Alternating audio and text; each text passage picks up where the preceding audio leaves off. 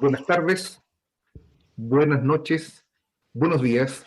Soy Gustavo Burgos y estamos dando inicio a una nueva entrega del programa de conversación política de Valparaíso, Mate al Rey. Esta jornada ha sido probablemente de las más asombrosas que en lo personal me ha tocado experimentar, digamos, ¿no? Desde que estamos realizando el programa Mate al Rey, por múltiples razones. Probablemente alguna que todos nuestros auditores ya la deben estar sospechando. Nosotros hemos tenido una participación especial en lo que ha sido llamado la trama oculta de la lista del pueblo. Tuvimos acá a Ariel Zúñiga del programa El Estallido. Aquí le mandamos un fraterno y caluroso saludo y también le contamos de que nosotros, como dice Serrat, el sur también existe y este programa sigue existiendo para su sorpresa. Y en ese orden quería plantear también de que ha ocurrido algo que seguramente vamos a comentar más adelante en el programa, pero que es un hecho bastante escandaloso de la política en nuestro país, y tiene que ver con la presentación de no una, dos, sino que 23.000, casi 24.000 firmas falsificadas por parte del pretendido candidato de la lista del pueblo. Este hecho no solo sorprende por el hecho naturalmente escandaloso que importa y que involucra a este candidato o pretendido candidato presidencial de la lista del pueblo, sino porque a mi juicio tiene un efecto demoledor sobre la subsistencia de este proyecto electoral que se montó sobre la base de un fenómeno social de gran envergadura, que es el fenómeno de los independientes, eh, en el proceso de generación de la Convención Constitucional. Esto tuvo lugar por lo mismo, generando una situación de mucha confusión, particularmente en la Convención Constitucional, en la cual los convencionales de la lista del pueblo, en primer lugar, pasado un par de semanas de instalada la convención, se declararon autónomos respecto de la lista del pueblo, se autodenominaron la vocería de los pueblos, y pues particularmente han ido algunos de ellos, creo que son ya 8, como el cuento de los perritos o la canción de los perritos, que se han ido saliendo con declaraciones de ruptura respecto de esta instancia de participación electoral. La última de ellas fue María Rivera del MIT, quien rompió precisamente por izquierda respecto de esta lista. Y en la carrera electoral, nosotros tuvimos hace ya varias semanas esta sorprendente revelación de la candidatura de Cristian Cuevas, que después fue desautorizado, siguió su carrera, no logró juntar las firmas, y aparece encalado después de unas curiosas primarias, primarias tanto incidentales, que tuvieron lugar y que provocaron la emergencia de este candidato. Y esto sí que ha sido un hecho bastante estrepitoso. Para nosotros que seguimos de cerca este asunto resultó bastante notorio, de la misma manera que acompañó este curso un tanto extravagante que caracterizó la presentación hasta el día lunes 23 de agosto de distintos candidatos, algunos de ellos cercanos al director de este programa, como el caso de Dr. File, que se presentó solamente finalmente como candidato a senador, otros no tan cercanos a Risenberg, como el caso de Parisi y otro tipo de personajes. Lorenzini también parece que alguna vinculación tenían con nuestro director, excepto Sergio Risenberg. Así es, licenciado. No tenemos al Dr. File, pero tenemos a Parisi. Y eso nos da algo de tranquilidad. No vamos a estar atentos ni vamos a tener información de qué es lo que viene en el futuro, pero en el presente Parisi es una voz autorizada. Sí, es la voz del inframundo, ¿no? Que está presente y llamándonos, ¿no? a mantener en claro de que estamos en presencia en, en cierta medida un verdadero circo electoral. ¿El amigo Garay no va por ninguna parte? ¿Perdón? ¿El amigo Garay? No, Este, Garay no estuvo porque creo que se sumó a la campaña de Ancalado, ¿no? Así que por eso es que no fue como candidato directamente presidencial. bueno, si lo ve, le dice que estoy esperando el resultado de las inversiones que tuvimos el mes pasado, que no me ha llegado a mí Pues, de veras, la carpeta. exactamente. Bueno, cuando se crucen ahí en el club de golf, usted puede hacerle ver, digamos, que le haga llegar su cuenta, ¿no? Es que no apareció más. Ya. Bueno, ya aparecerá, no me cabe duda. Bien, Perfecto. tenemos acá a tres invitados, son todos veteranos de este programa. En primer lugar, estamos con el director de la revista Huelquen Rojo, orgulloso candidato a diputado por el Frente por la Unidad de la Clase Trabajadora en Santiago, Distrito 9, Nueve, Patricio. Distrito 9, nueve, que es un nueve. distrito especialmente glorioso. Estamos con Patricio Guzmán. ¿Cómo estás, Pato? Muy bien, encantado. En segundo lugar, estamos con Juan Carlos Gómez Leighton, cientista político. No recuerdo su signo zodiacal, recuerdo sí que pesa Acuario. 82 kilos y que es acuario. Y ¿cómo estás, Juan Carlos? Bien, Gustavo, bien. Y contento de estar aquí nuevamente. Un saludo a Patricio, un saludo a Daniel y también a Sergio. Muy bien. Y finalmente, desde el otro lado de la cortina de hierro que nos separa de la hermana República Argentina, al menos por ahora, el director de la revista Laburantes de Mendoza, Daniel Locotetti. ¿Cómo estás, Daniel? ¿Cómo está, Gustavo? Un gusto saludarlo a todos los participantes. Esperamos que las conexiones, especialmente en el caso de Daniel, nos acompañen a todo lo largo de este programa que hasta este minuto aparentemente figuran de esa forma. Bien, como decía en la presentación de este programa, esta fue una semana sacudida por este hecho escandaloso, pero más allá del oropel de este escándalo, hay dos cuestiones que son fundamentales y sobre las cuales vamos a conversar. Y es algo que se ha instalado en el seno de la izquierda, que es a quién apoyar, por qué, porque no cabe duda de que existen distintas expresiones políticas dentro de la izquierda que están en juego dentro de este proceso electoral. Primero, porque el proceso electoral se ha instalado probablemente como la principal actividad política para el conjunto del pueblo, para los trabajadores, ¿no? La cuestión electoral se traduce en este momento probablemente en la mayor de estas preocupaciones. Y en segundo lugar, porque dentro de ella también hay distintas opciones que están muy marcadas, no solo este fenómeno tan curioso y tan extraño de la lista del pueblo, sino que aquellas que van desde la rimbombante candidatura de Boric, con todo su proceso que va desde el acuerdo por la paz, después las primarias junto con Jadwe, y todo este fenómeno que ha sido prueba de dignidad.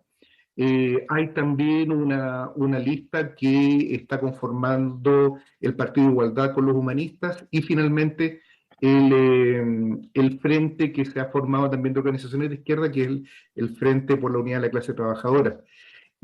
Ha sido como uno de los primeros rayones que me gustaría marcar respecto del proceso electoral, porque aquí ha habido una discusión importante, no solo respecto de qué candidato apoyar, sino también de la pertinencia o no de participar de este proceso electoral, en un marco político que estaba caracterizado por un imperceptible, pero firme reanimamiento de la actividad de las masas y particularmente de las organizaciones de trabajadores que han protagonizado conflictos huelguísticos de cierta magnitud, como por ejemplo la recientemente terminada huelga de la división andina de Codelco, que involucró a los sindicatos del rango B, vale decir que son los mineros propiamente tales de esta división, que involucró algo más de 1.000 trabajadores, una huelga que está en este momento terminando, se votó en la madrugada del día jueves, y en este momento, precisamente esa es la razón por la que Marcel Claude no nos acompaña en este momento en este programa, están por firmar precisamente el acuerdo del término de este conflicto, que ha sido bastante exitoso desde el punto de vista de los reclamos de los trabajadores. Una mención especial también nos merece la huelga de 80 días del sindicato de Totus Copiapó Vallenar, que terminó también de forma exitosa. Obtuvieron todo, prácticamente todo el petitorio, ni siquiera se le van a descontar los días de conflicto, y esto fue mediando una acción muy decidida por parte de los dirigentes de este conflicto, quienes estuvieron bastantes días en huelga de hambre.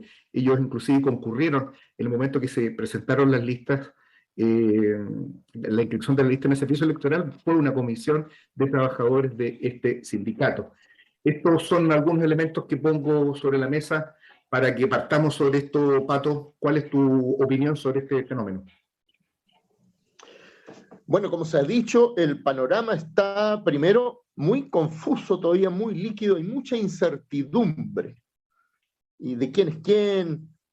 ¿Y quién se realmente va a llevar la mayoría en las próximas elecciones? A mí, yo creo que lo descollante es, en primer lugar, la tragedia, diría yo, de la lista del pueblo. La lista del pueblo había despertado mucha esperanza en una parte importante de nuestro pueblo, e incluso en un segmento que tradicionalmente no votaba, por ya no aceptar lo que ocurría con las cúpulas políticas, etc. Y de repente, tal parece que la lista del pueblo no fue capaz de cumplir los estándares que había anunciado. Eso a mí me parece muy lamentable, ¿no? Va a perjudicar a todos los sectores de izquierda, a todos los sectores progresistas de verdad, digamos. Porque cuando a veces se dice progresista, nos referimos a estos neoliberales disfrazados más o menos con oropeles socialistas. Eso es lo primero. Yo creo que esto recién está empezando, es difícil que la lista del pueblo se recupere de un golpe de esta naturaleza. Su candidata al Senado, que tenía más posibilidades de obtener una alta votación, Fabiola Campillay, sigue en carrera, porque ella sí consiguió la firma, pero no como candidata a la lista del pueblo, simplemente como una luchadora independiente, un ícono en realidad de la violación a los derechos humanos. Ustedes saben que quedó ciega por una bomba lacrimógena en pleno rostro mientras esperaba en un paradero de buses. Eso por un lado. Por otro lado, yo creo que hay algo que en medio de todo este escándalo no se nos puede pasar por alto. Es la directa intervención del gobierno norteamericano a petición de las compañías financieras para parar el cuarto retiro y apoyar a las aseguradoras norteamericanas en su demanda al Estado chileno por el retiro de fondos de las rentas vitalicias. Pero eso no es solo una cosa ya de por sí importante, sino que inmediatamente hay parlamentarios que se alinearon con esa posición. Los parlamentarios de derecha entiendo que anunciaron que no van a respaldar el cuarto retiro en el Senado, por lo menos, inmediatamente después del llamado del gobierno norteamericano.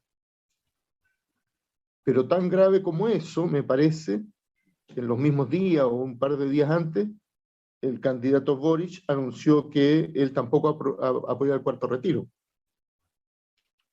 Me parece que todas estas cosas no son coincidencias y que son importantes. Especialmente si consideramos que la Convención Constitucional no puede discutir los tratados de libre comercio.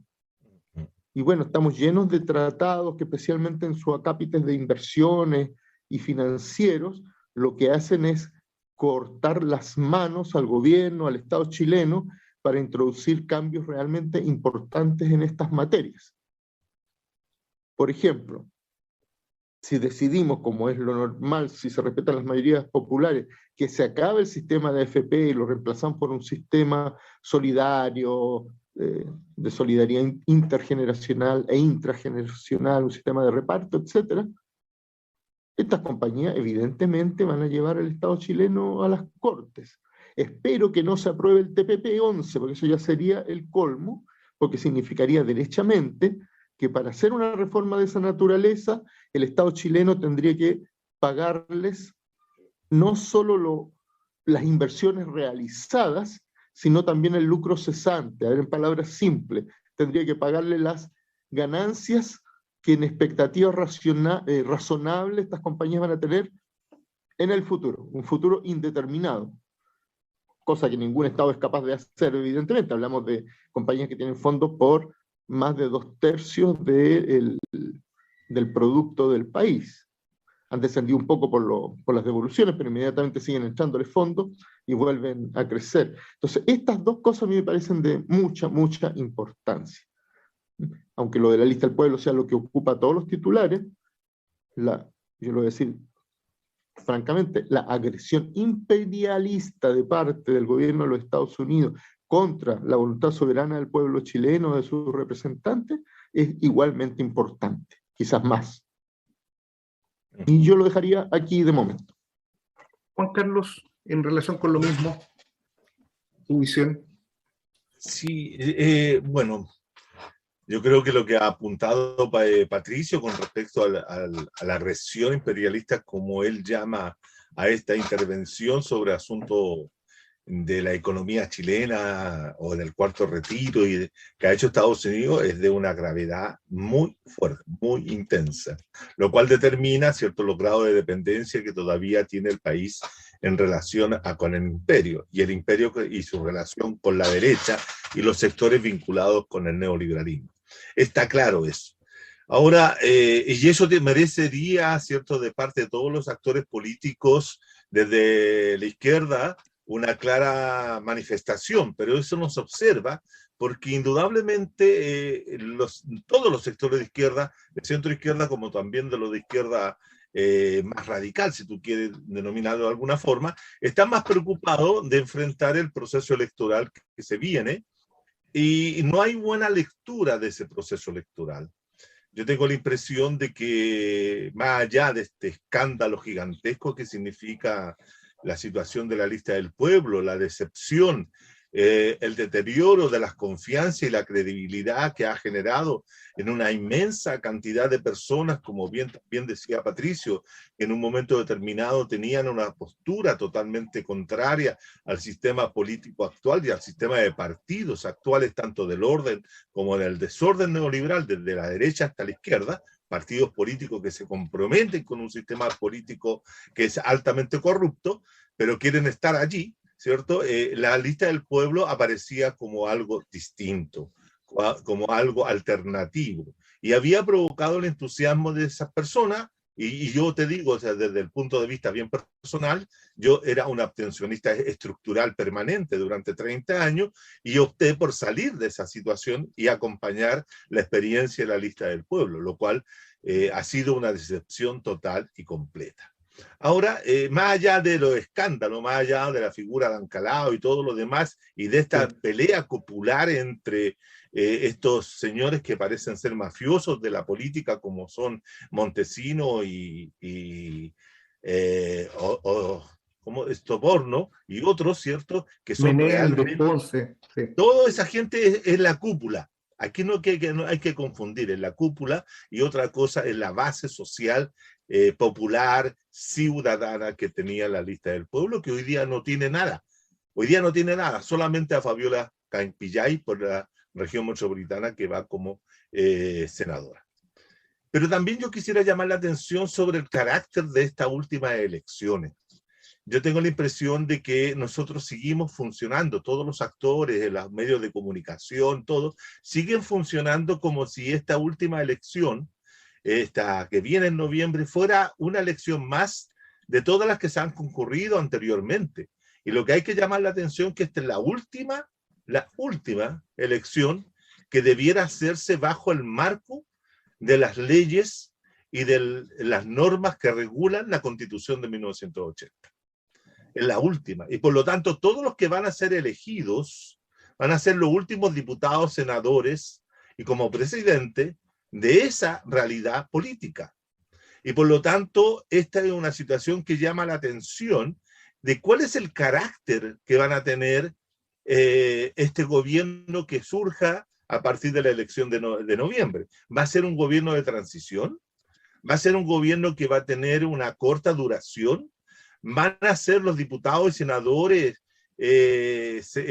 parlamentarios con cierta fecha de caducidad? ¿Van a renunciar al momento en que se dicte la nueva constitución política del Estado, que va a contener otras reglas y otras normas y otra concepción valórica inclusive del régimen político democrático?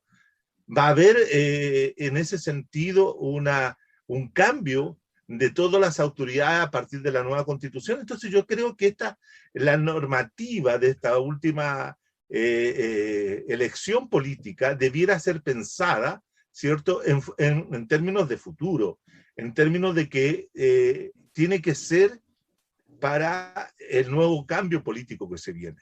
Porque si no, tengan la consideración o tengamos la observación de que esta convención, como bien lo dijeron la semana pasada algunos analistas del establishment, dijeron, ¿cierto?, que esta constitución está hecha para hacer normas generales. Sí. Normas generales, pero no está hecha para hacer las leyes orgánicas constitucionales que vayan a normar los diferentes aspectos generales que se dicten en la Constitución. Entonces, ¿qué es lo que sucede? Que quien tiene el poder de hacer las leyes no son los convencionalistas. Los que tienen el poder para hacer las leyes son los diputados y senadores. Por lo tanto, el proponerse un gobierno que tenga una conexión directa con la convención o un parlamento que tenga una mayoría, como yo lo llamo, ¿cierto?, una mayoría progresista que esté cercana a todos aquellos elementos progresistas que pudieran existir en la convención, pudiera darse un hecho de que la constitución y sus premisas fundamentales, sus principios fundamentales y las leyes orgánicas que se pudieran dictar durante la vigencia del poder parlamentario elegido sea concurrente, sean convergentes.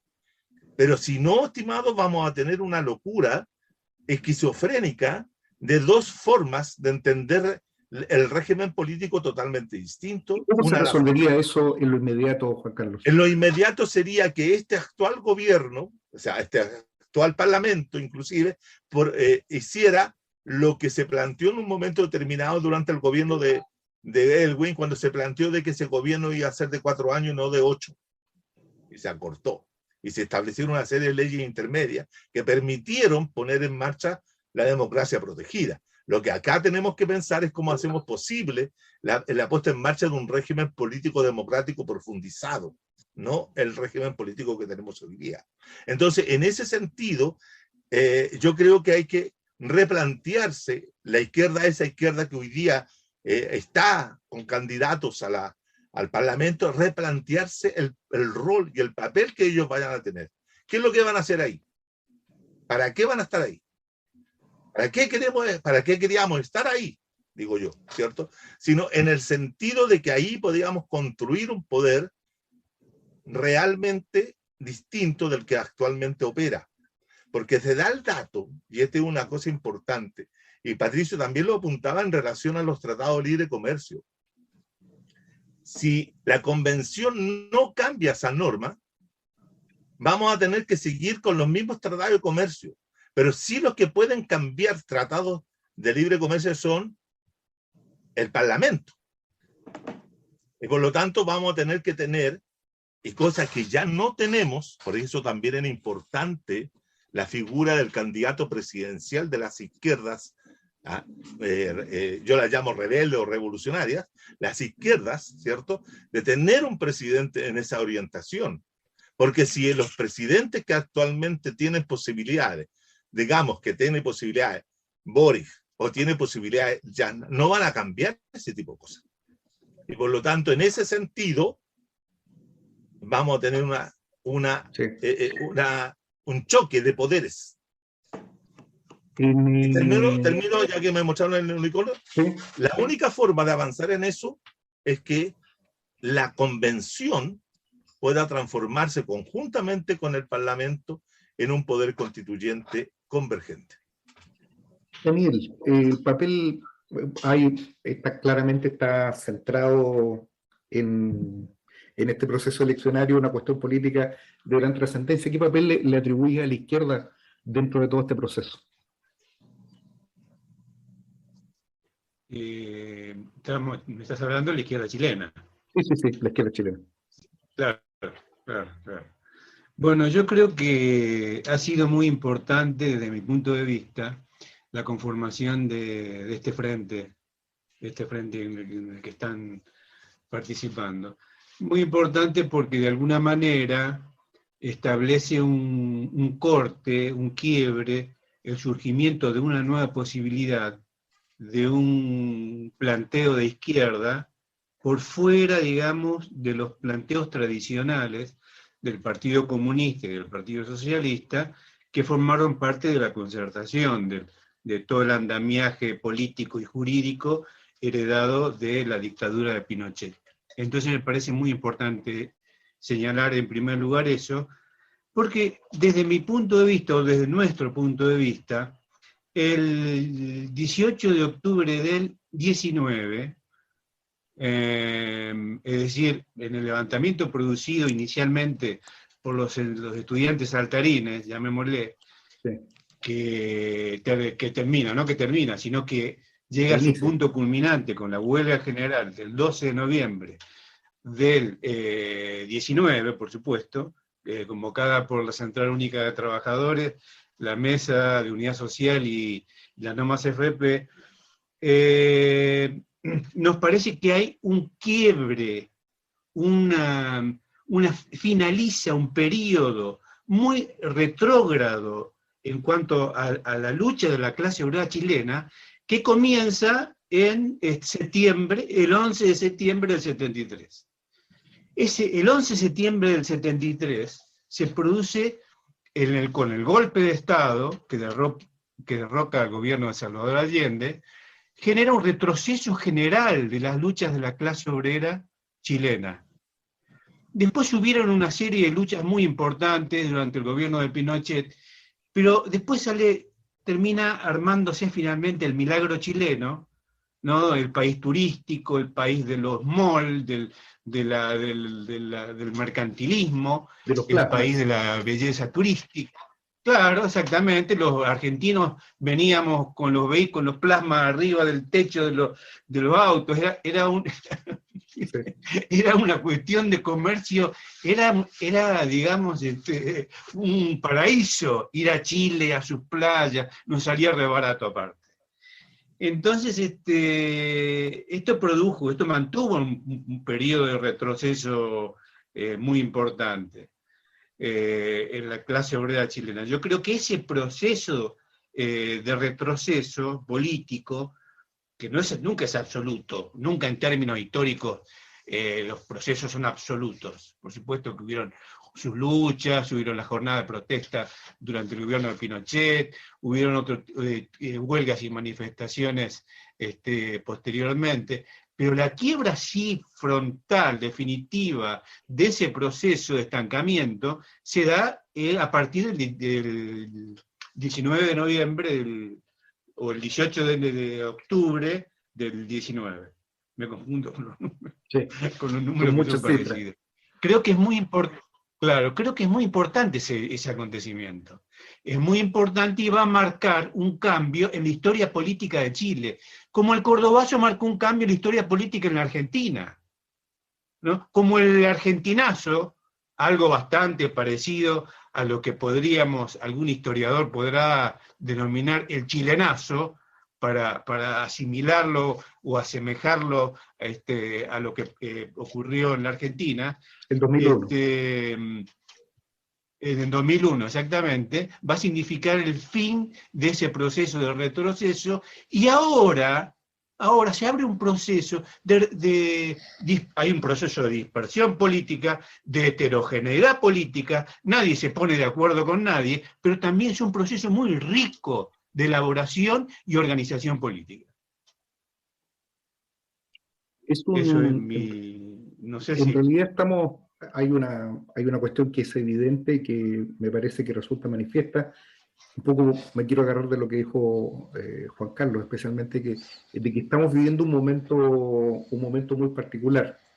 Esto está reflejado institucionalmente, eso es indudable. Pero en realidad yo me voy a poner un poco mañoso. Yo creo que es porque institucionalmente se ha puesto de esa forma, es porque en realidad en la vida social, en la lucha de clases, esto ha sido un momento efectivamente definitorio.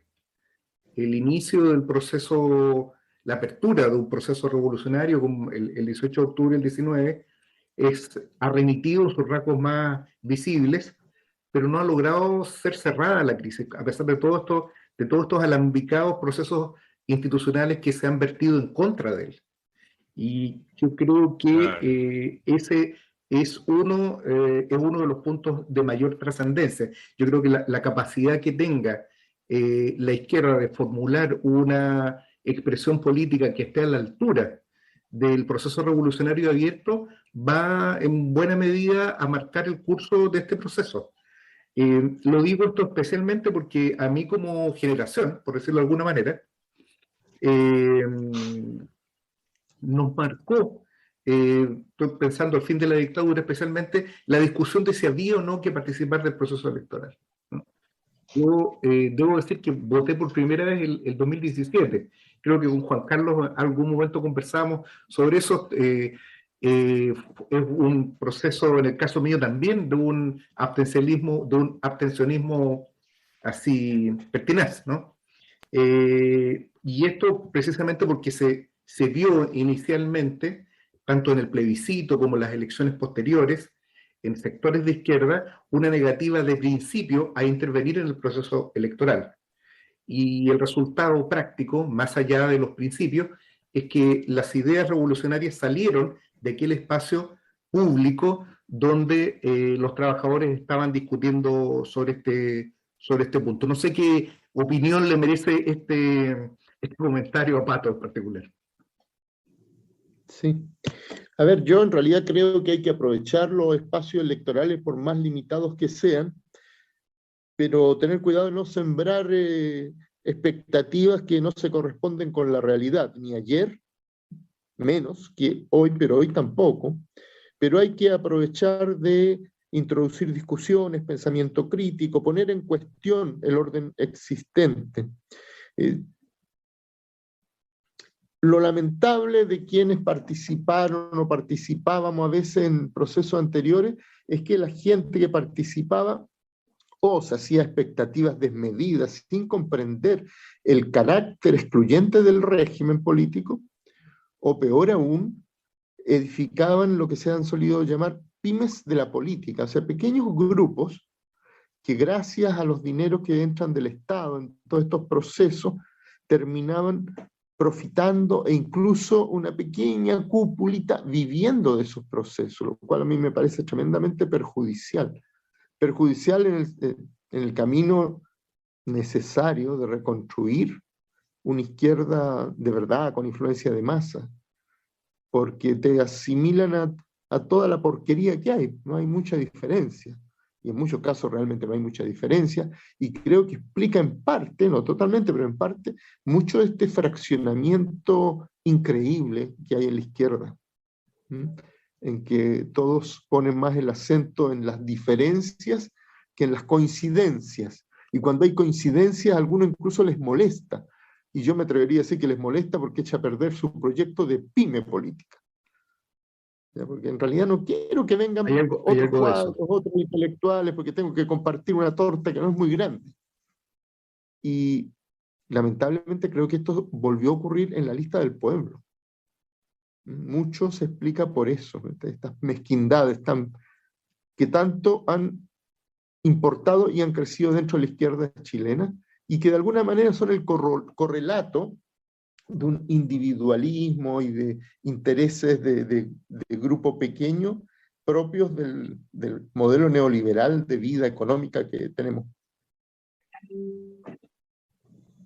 Juan Carlos, Daniel, tenemos nosotros una sección que a lo mejor ustedes no están totalmente familiarizados, que es el sector que rinde un tributo a Nino Bravo, que se llama las cartas amarillas, ¿no?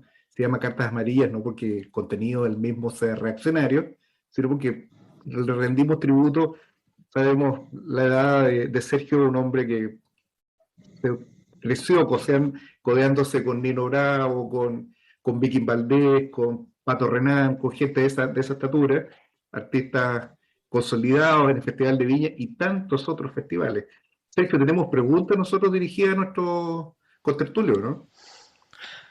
Así es, como siempre, como cada semana, la casilla de Mate del Rey está copada de correos que llegan de todas partes del país y también del mundo. Como ya se sabía de la visita del señor Lugotetti, un genio de la electricidad argentina, nos ha enviado la pregunta en relación a qué papel está jugando la FIT Argentina, ese Frente Unido de Ingenieros de Telecomunicaciones, creo que. Y queremos saber cómo se está enfrentando este grupo a las elecciones argentinas. Adelante usted, Lugotetti. Bueno, gracias por la pregunta. Mira, esto se vincula mucho con lo que acaba de mencionar Pato, que es el tema de los pequeños grupos, la utilización de los fondos que vienen de parte del Estado. Es decir, acá en Argentina, por ejemplo, tienen, de acuerdo a la cantidad de votos que sacan, tienen un reconocimiento económico, es decir, se les paga a los partidos por la cantidad de votos que sacan. O sea que siempre hay un ingreso de fondos. Los partidos del El tema del ingreso de la guita, sí, del Frente Izquierdo de cualquier partido, sí. de cualquier partido. Para terminar el tema puntual, y ya le contesto a Sergio el resto de la pregunta, esto también se da con las organizaciones sociales. Las organizaciones sociales de base reciben fondos del Estado. O sea, no sería posible tener una organización de base de atención de comedores, de atención de planes. Planes significa una mensualidad para un trabajador que está desocupado y una cantidad de beneficios, normalmente para los sectores más postergados de la sociedad. Bueno, todo eso lo organizan lo que se llaman las organizaciones sociales. Son las que ustedes ven en la televisión movilizándose cada tanto, haciendo planteos a los gobiernos de turno. Lo que ocurre con esto, como lo maneja el Estado, la mayoría de las organizaciones, estas organizaciones de base, que son multitudinarias, no son de grupos, de pequeños grupos, fueron cooptadas por el gobierno, es decir, reciben fondos del gobierno por el apoyo, lo mismo que la Central de Trabajadores, lo mismo que cualquier de este tipo de organización que supuestamente es para defender a los trabajadores, recibe fondos de parte del Estado. Al Estado le resulta bastante sencillo entre comillas, porque la Argentina está quebrada como país más lo que debe de lo que... Si nos venden a cada uno de nosotros, creo que no podemos pagar lo que este país debe. Pero con esa plata se coopta y se generan burocracias, verdaderas burocracias, que pugnan por guita, obviamente. Bueno, en la política y en el proceso del FIT pasa un poco esto. Pero, por supuesto, el FIT no recibe plata del gobierno porque no está a favor del gobierno, porque lucha con el gobierno. Previamente, necesitamos aclarar que la izquierda argentina, desde los años 40 hasta la fecha, ha tenido una política de seguimiento a los gobiernos peronistas, de adhesión a los gobiernos peronistas, y cada vez que un gobierno peronista se presentaba en elecciones, la izquierda participaba adhería, digamos, a esa candidatura. Tal es así que hay partidos como el Partido Comunista que, de hecho, ha desaparecido. hay algunos figurones dentro del gobierno, pero para el partido como organización que existía hasta el año 2000 ya no existe más. Bueno, los socialistas dejaron de existir mucho antes todavía. Entonces, dicho esto, es para entender el rol que puede jugar o está jugando, con todos los defectos que pueda tener, el Frente de Izquierda y los Trabajadores de Unidad. Indudablemente que nosotros la crítica central que le hemos hecho a este frente es que no se convirtió en un referente de masas. Es decir, que aparte de su cuestión electoral, sus diputados, sus representantes, no se convirtió en un referente unitario de lucha de masas. Porque cada uno de sus partidos, sus integrantes, desarrollan sus políticas de luchas parciales, pero nunca se unifican. Una anécdota para darles: acá hubo, hace un par de años, una concentración de trabajadores y de la izquierda, qué sé yo, nos reunimos todos en un punto central del centro de Mendoza, y una parte del Frente de Izquierda salió para un lado y la otra parte salió para el otro. No sé si se entiende. Hasta tal punto llega el tema de la... Ahora es gracioso, en ese momento era trágico. No marchan juntos porque, siquiera. Porque realmente... Claro, porque nucleaban una importante cantidad de gente. En determinado momento inicié la marcha y una pedazo de la marcha fue para un lado, por la misma calle fue para un lado y la otra mitad de la marcha fue para el otro. Encabezadas por los partidos que forman parte del Frente de Izquierda. Por los partidos que están de acuerdo a formar un frente político. No digamos de los partidos que son contrarios a un frente político de izquierda.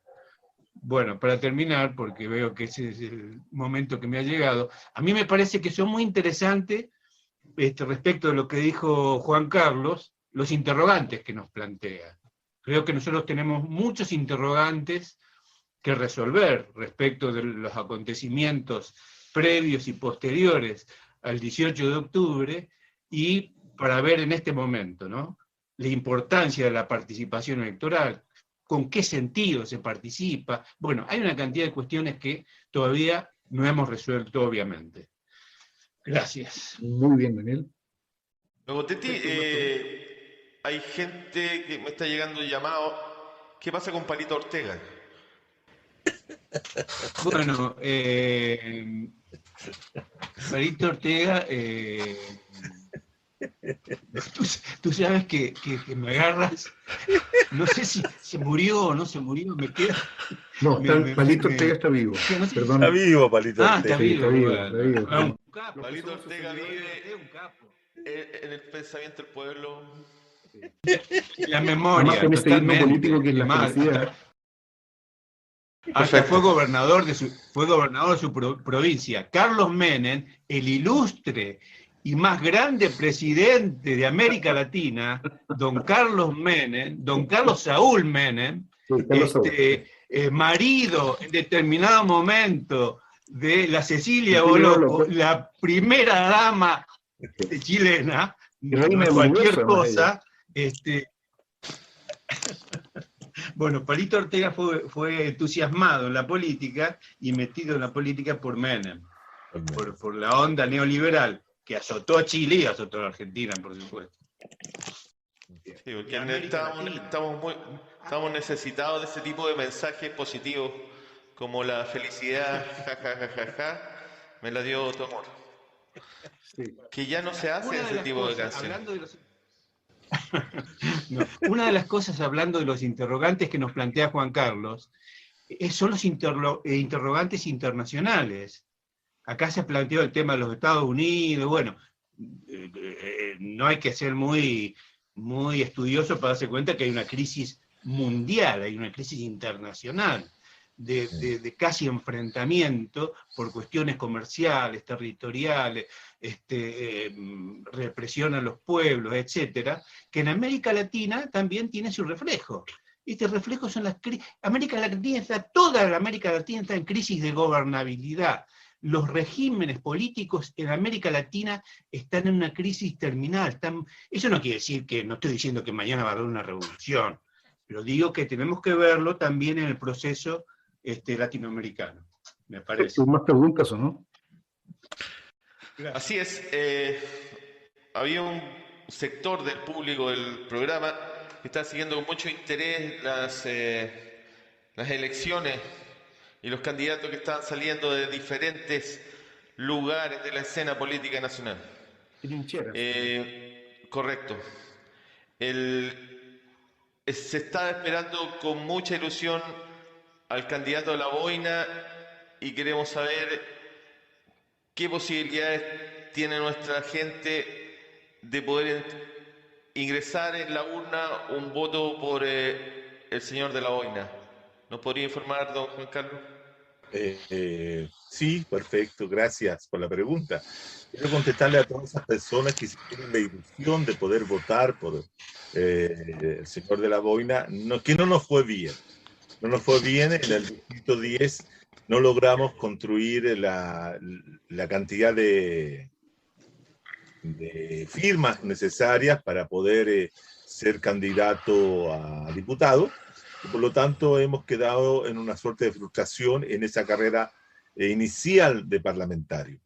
Sin embargo, yo quisiera comentarle un poquito acerca de la experiencia realizada, ¿no?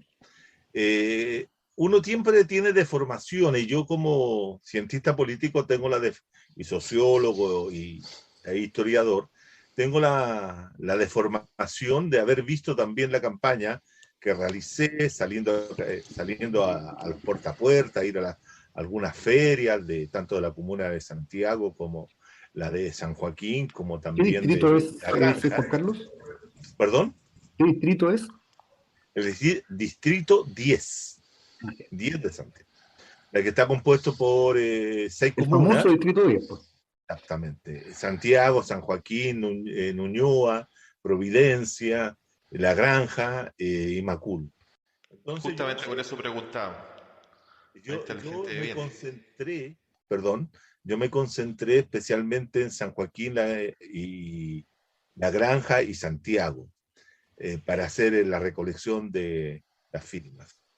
Pero no fue, pero como les decía, yo tengo siempre uno tiene la deformación profesional disciplinaria, y para mí fue como una investigación participante, es decir, tuve la oportunidad de conversar con los distintos personas de los distintos territorios, y lo cual me fue dando la idea y me fue confirmando muchas de las hipótesis que yo tengo con respecto al partido de los no electores. Creo que en esta ocasión la abstención electoral va a tender a ser más alta que en otras ocasiones. No va a haber acá una suerte de volcamiento de la población a votar en noviembre, fundamentalmente por el hecho de que la mayoría de los concurrentes y que van a participar como actores políticos son los mismos que han participado en el último tiempo. No hay nada nuevo, salvo quizás las figuras como Sichel, que emergió, pero no es nuevo en tanto representante de una derecha vieja y decadente electoralmente, ¿cierto? Jana Proboste también es una figura vieja, pero decadente también de la democracia cristiana. Boris, es cierto, es un joven que a la gente le parece muy inexperto, muy sin experiencia para asumir la responsabilidad de ser presidente de una república o del país. Entonces tiene cierta distancia con la figura dentro de los sectores específicos, la figura de Boris. Y de los demás candidatos, como que no existen, no los conocen. Es decir, uno les nombra a Artés, ¿cierto? O los demás, todo les parecía, incluso a este candidato que se apoyó la lista del pueblo, también les parecía extraño, como Ancalao, de dónde salió, de quién es, no lo conocemos. Entonces la gente parte mucho de que conoce a muchos y ya esos muchos tampoco los quiere. Entonces va a haber una suerte de muy clara de abstencionismo en este momento. Para mí fue una experiencia darme cuenta la desafección política que hay, la falta de de conocimiento de la política, la falta de una formación política en muchos sectores sectores populares, sobre todo como La Granja y San Joaquín. Ahí uno se da cuenta de la profunda desvinculación de la izquierda, de las izquierdas, de la gente. Esto que hablaba Daniel acerca de cómo nos vinculamos con la gente, con la ciudadanía, con los trabajadores, con la plebe, como diría García Linera, no hay políticas de eso.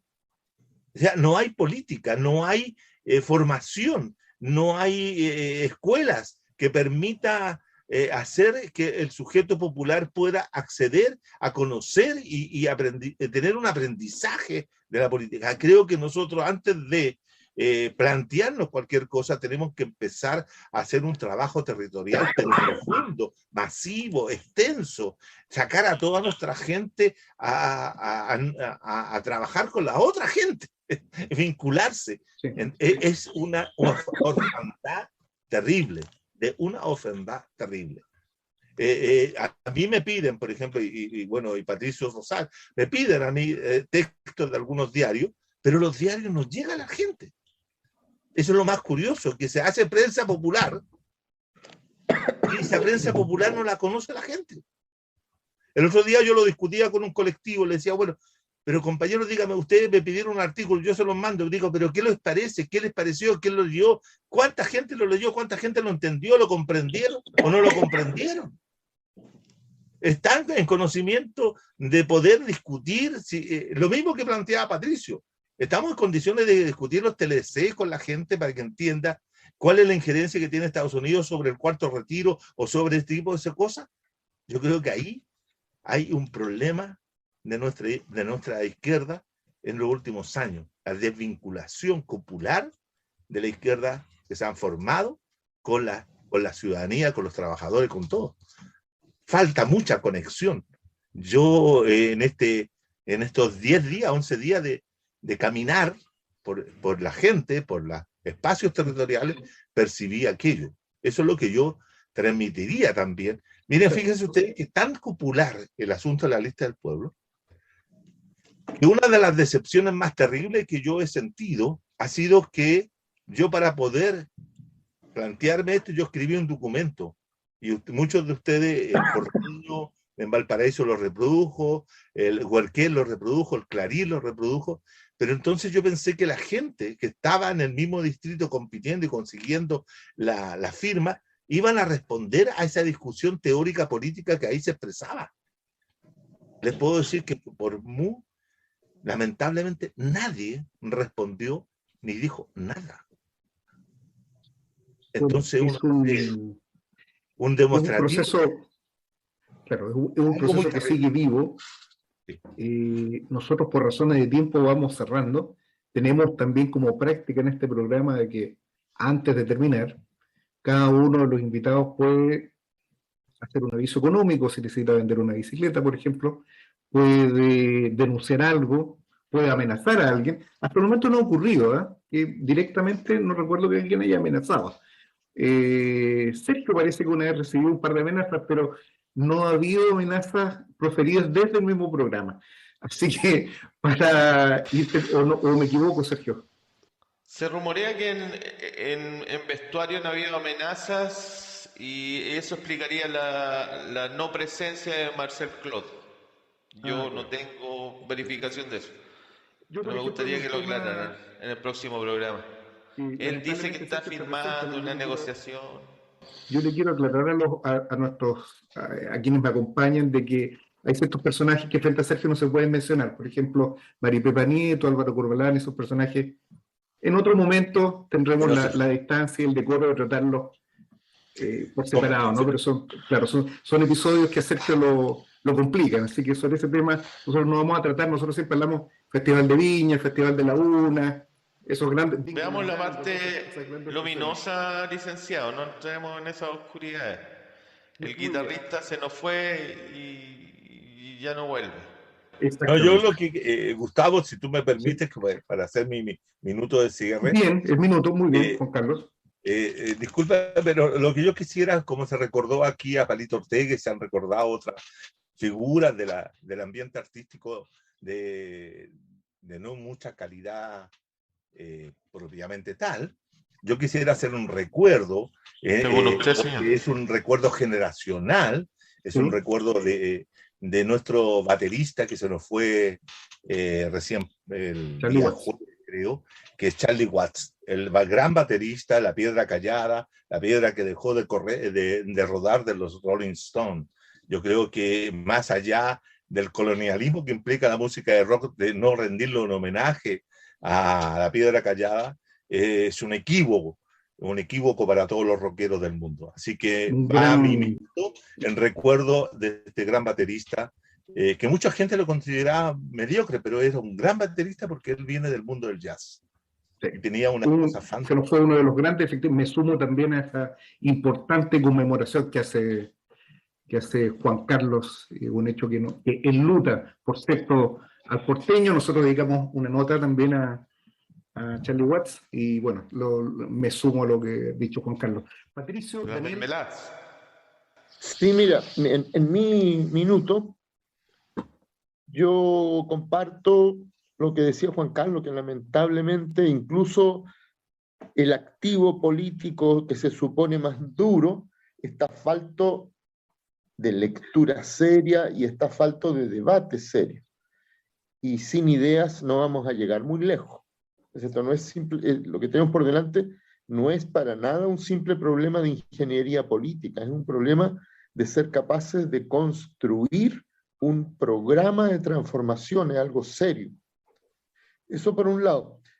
Y es cierto que nuestra prensa no la lee tanta gente, desde luego no la que quisiéramos, pero yo estoy optimista que poco a poco vamos ganando un nicho de audiencia que se mantiene, que se va engrosando, y vamos consiguiendo romper los varios medios que existen.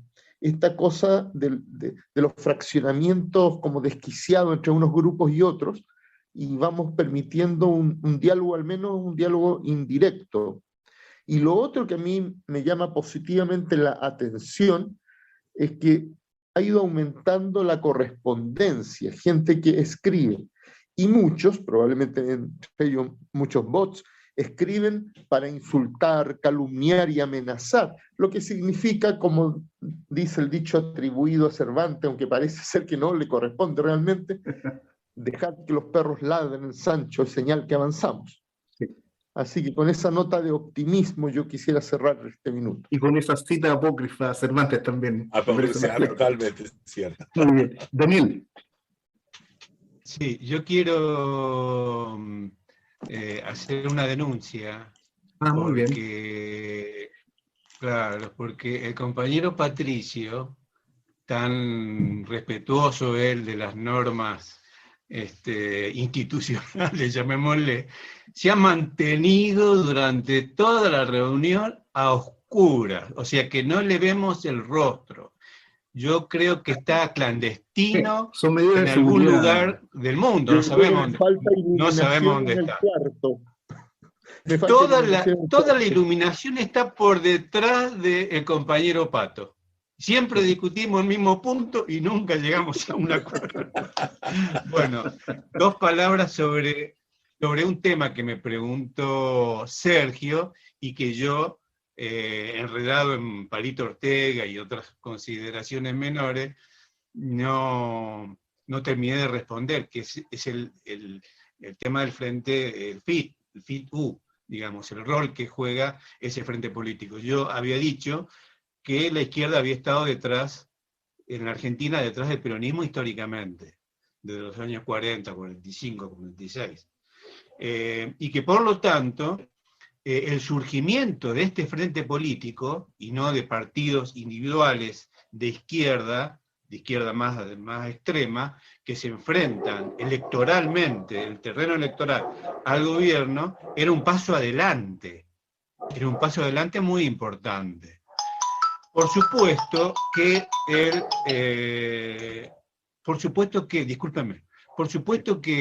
el FIT tiene muchos defectos. Hoy sale una nota en un diario de unos intelectuales y que son como 5 páginas de explicar todos los defectos y desviaciones electorales y esto y lo otro. Está lleno de todo eso. Lo cierto, y muchas de las cosas que dicen tienen razón. Nosotros la crítica fundamental que le hemos hecho siempre al FIT es esa, que no se ha convertido en un referente de masa. Pero es el único, al momento, digamos, en la instancia electoral, es la única referencia no oficialista de izquierda. Todo el resto de la izquierda está detrás de las candidaturas del peronismo, de Alberto y Cristina o el que estuviera. Entonces esto me faltó decirlo, por eso el apoyo crítico, digamos, el nuestro siempre ha sido un apoyo crítico, en el sentido de que es necesario que se abra la instancia para que participen más sectores, y es fundamentalmente muy importante que participe en el movimiento huelguístico y de luchas de los trabajadores en forma unitaria, porque también en Argentina hace falta mucho debate político en la base. Hay muchas organizaciones sociales, pero no están politizadas. No están politizadas. Así que bueno, estamos en ese sentido bastante atrasados ambos. De todas formas, yo pienso que parece que, discúlpenme alarma de gol. Pegué una trompada en mi teléfono. Bueno, yo no digo más nada porque... Ya, pasamos al terreno de la esto me ha sobrepasado. Nada engendra, ¿no? Ni quiero mirar quién me llamó.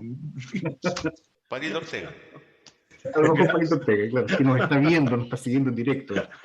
Bueno, hemos llegado ya al término del programa. Le agradezco a Juan Carlos, a Daniel, a Patricio por haber estado.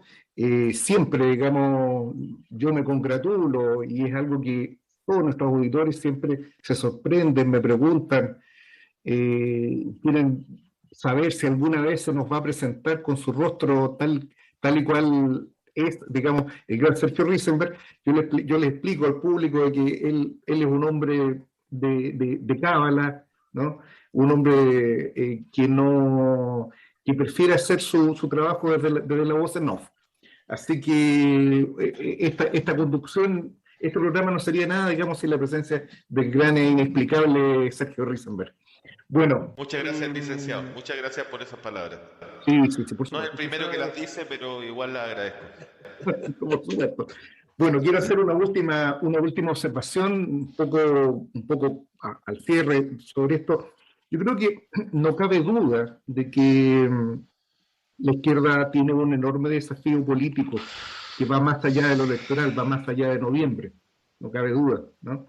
Y que este frente por la unidad de la clase trabajadora es un frente que precisamente persigue una unidad de clase, más que la unidad digamos, de masa electoral o acarreo de votos.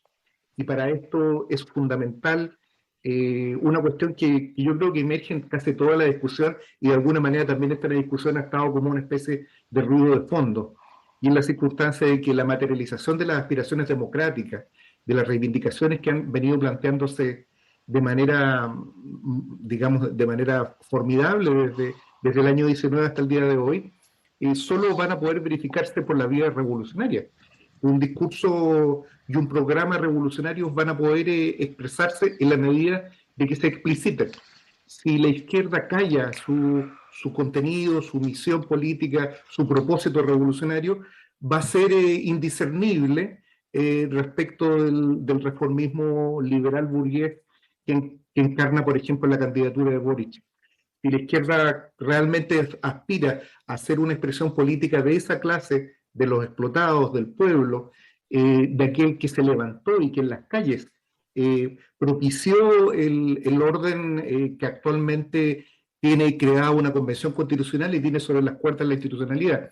Y me gustaría hacer una pequeña observación sobre lo que dijo Juan Carlos, porque me parece muy llamativo y también lo desafío a escribir algo sobre el tema. La convención constitucional podría perfectamente hacer cesar a todas las autoridades que existen actualmente. Por ejemplo, eliminar la figura del presidente de la República, eliminar a todos los parlamentarios, por la vía, por ejemplo, de crear simplemente un parlamento unicameral y una estructura de gobierno que sea de tipo parlamentario. Tan solo con esa medida, el presidente electo en noviembre de este año podría cesar en sus funciones una vez plebiscitada la nueva Constitución. Entonces tenemos un escenario que es bastante móvil por lo mismo, y en el que yo creo que, quiero cerrar un poco con esta idea, además, la Convención Constitucional refleja orgánicamente las aspiraciones y las ilusiones democráticas del pueblo de Chile. Estas se han visto... Gustavo, discúlpame, Gustavo.